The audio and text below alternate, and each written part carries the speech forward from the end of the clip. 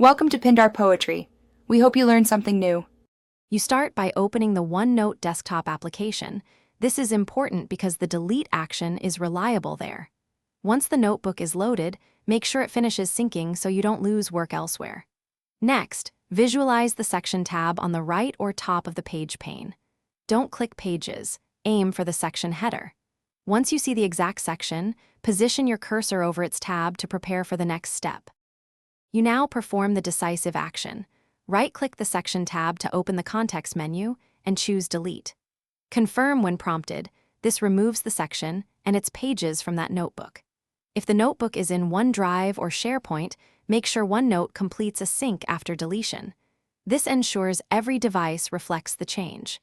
If you see a warning about shared content, pause and confirm you want to remove it for all collaborators before proceeding.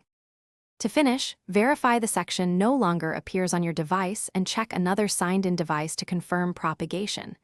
If you deleted the section unintentionally, use the notebook's recycle bin in OneNote Online or the notebook storage, OneDrive/SharePoint, to restore within its retention window.